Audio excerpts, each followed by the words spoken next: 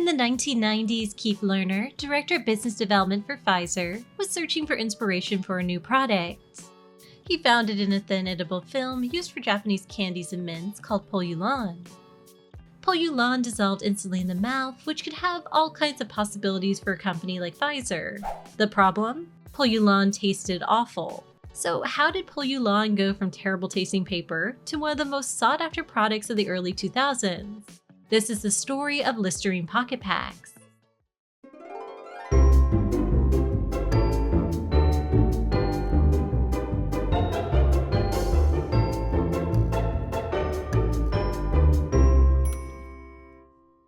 Polyulan was made by Japanese company Hayashibara as a breath freshener for smokers.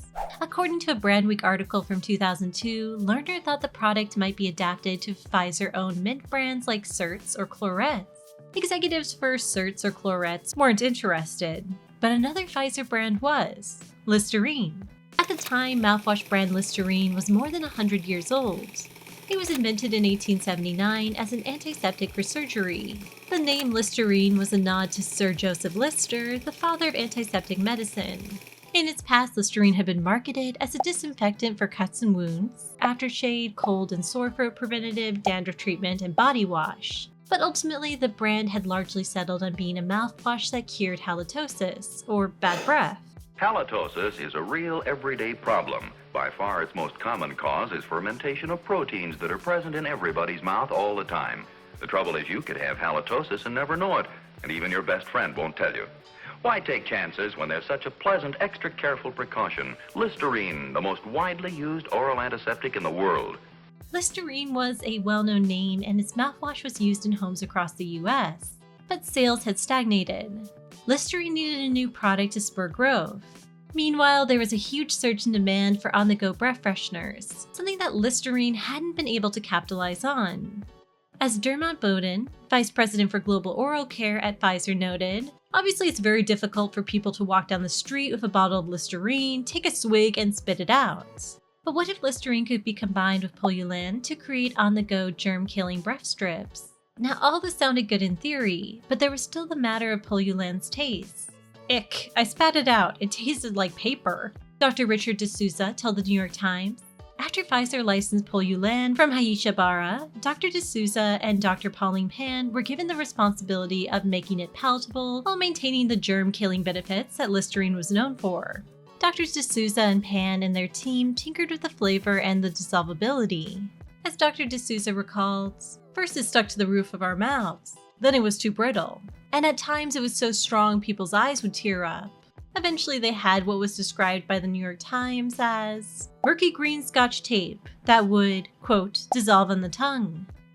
The Listerine strips were packaged in a tiny transparent blue dispenser that could be conveniently carried on a keychain, in a purse, or even in the front fifth pocket of a pair of jeans.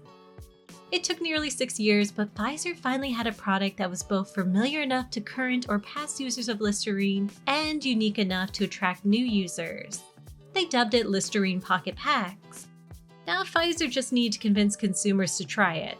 A big marketing strategy for Listerine PocketPaks was getting it into the hands of influential people. Samples were handed out to modeling agencies, professional baseball and basketball teams, Emmy Award parties, Golden Globes, and perhaps most successfully on the red carpet at the Oscars. And what about you? I love these. They're here. I like these too.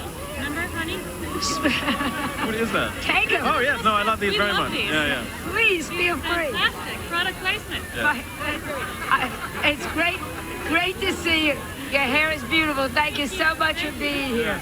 Have a good time. Please, feel free. Sandra. The appearance of celebrities with Listerine PocketPaks heightened their appeal to consumers. If cool people were seen with Listerine PocketPaks, then maybe using them would make ordinary consumers cool.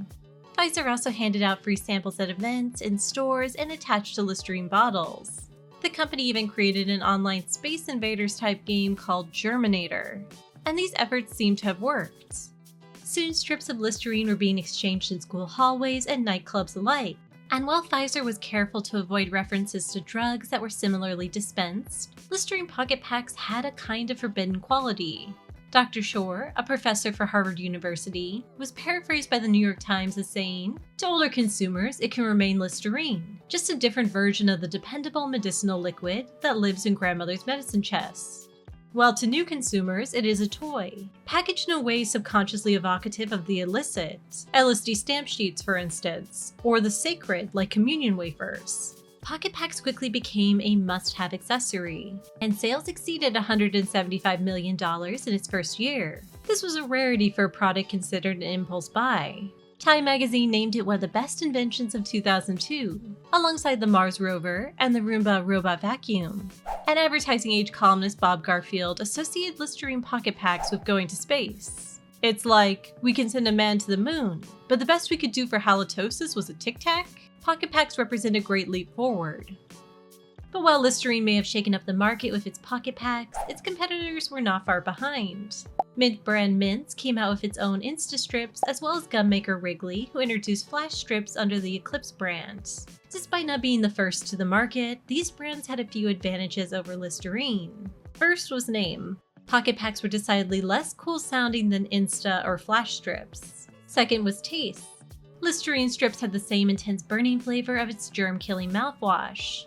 Mint's Insta strips and Eclipse flash strips were more in line with already popular mint and gum flavors. According to market research company Euromonitor in 2003, Mint's had a tagline that said it all. "When you get close, be fresh, not a medicine chest." And mint and gum brands weren't the only ones trying to get in on Listerine's success. Pharmaceutical companies were eyeing dissolvable strips for their drugs. Origami Foods in California made strips from carrots and tomatoes with basil, which could be used in place of seaweed for sushi. And Jack's, the third largest toy maker in the United States at the time, introduced a candy version called Tongue Tape. Tongue tape sets your taste buds free. Each tongue tape sold separately. But even as more companies were getting on board, the popularity of edible strips was waning. When Listerine PocketPaks first came out, they seemed poised to completely change the market.